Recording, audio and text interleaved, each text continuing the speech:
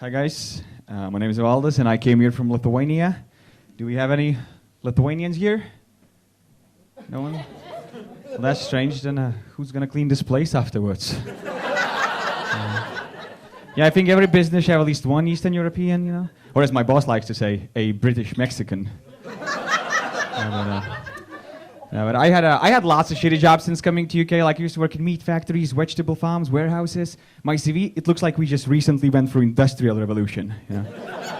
I once had a job interview where the manager was like, "Are you sure that this CV doesn't belong to your grandfather?" I was like, "Yeah, he was my manager." You know, like Jesus Christ. No, and you don't need to be the brightest person to work where I worked. Like I was working with this Eastern European guy, and he turns to me and goes, "Man, I'm not happy with myself.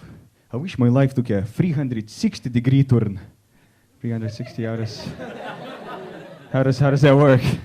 "Oh man, this is so much better." "Oh, okay. Maybe I'll try the other side." "So good." No, fucking hell, Jesus. What a... Now, to be fair, he said a lot of strange things, that guy. Like, I once asked him, "What do you do of work?" And he goes, "I hate crime." And I was like, wow, that's very noble of you. And then I understood he meant it as a verb. What he wanted to say is that he hates crimes. Fucking racist. Jesus. I had a lot of strange conversations at work. Like this girl told me she has phobia. I was like, "What's that?" And she goes, "Oh, that's a fear of avalanches." And I was like, "Oh, you mean these things that crush and suffocate people? You're afraid of those?" Fucking pussy. Jesus. What else are you afraid of? Stepping in front of trucks? You know, drinking bleach? You know, walking in Salford? You know, like what I'm trying to say is that being afraid of avalanches is pretty clever. You know why? Because fear of avalanches is the #1 thing preventing avalanche deaths. As that and not having enough money to go skiing. Just two things. And she told me, "No, you don't get it. It's enough for me to Google the word avalanche and I'll get a panic attack." And I was like, "Well, how about you just not Google that, you know? That should help. Like, you're not going to see an avalanche in Manchester, you know? And that's a good place to have this phobia because there's no triggers. It's like living in Manchester and being afraid of clean streets, you know? You know? You're never going to get scared."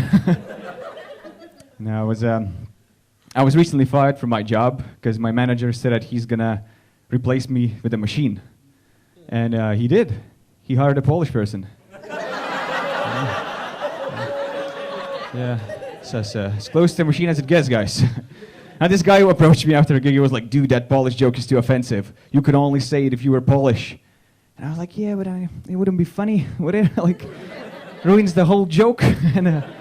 And like, okay, like I'm not Polish, but I grew up 50 miles away from Poland. Like, how different can I be, you know? It's not like you cross the border and you just turn Polish, like, "Oh, kurwa!" That's a perfect squad, by the way. I don't know if people in the back can see. You see, heels on the ground, elbows on the knees. Perfect position to kill a chicken. That's what we do, guys. That's what we do. Now, if you... I was fired and I'm looking for a job and I'm shit at job interviews after all the shitty jobs that I had. Because when I'm applying for like a normal job, I still talk like it's a factory position. Like I was applying for the sales thing and the whole interview looked something like, "Well, that's why do you want to work with us?" "'Cause your company allows me to exchange labor for local currency."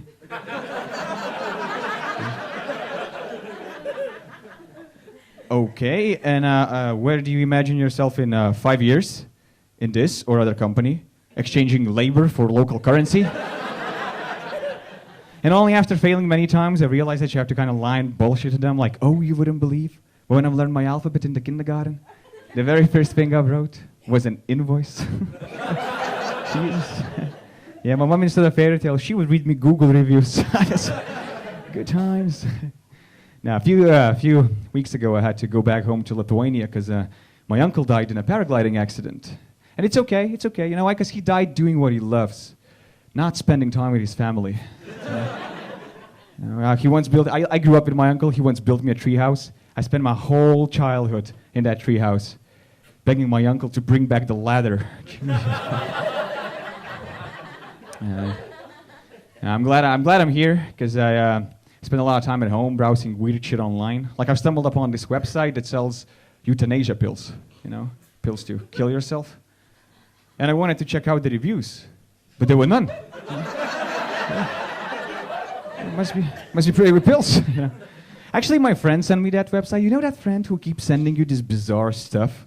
Like the other day, he sent me a video titled "Zebra Fucking a Horse," and he goes, "Dude, you have to see this." And I watched it, and you know what I saw? A zebra fucking a horse. I don't know what I expected. And it looked just like regular porn. Like it had all the angle shots, the close-ups.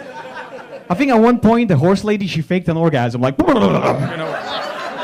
whatever horse ladies do. I don't know. And it got me thinking, at one point, like, how do you develop such a unique taste for animal porn, At what point are you watching regular horse porn and you're like, fuck. I can't work with this. Is there something interracial? Preferably with stripes. And is there such thing as an animal porn star? Like, do these people recognize the animals? Like, oh, I saw that zebra before. He used to be a plumber, now he's a pizza boy. Yeah, what a great actor. And the zebra is like, from racing stripes to this. Jesus, Hollywood stables are ruthless. Yeah, that's my bestiality material.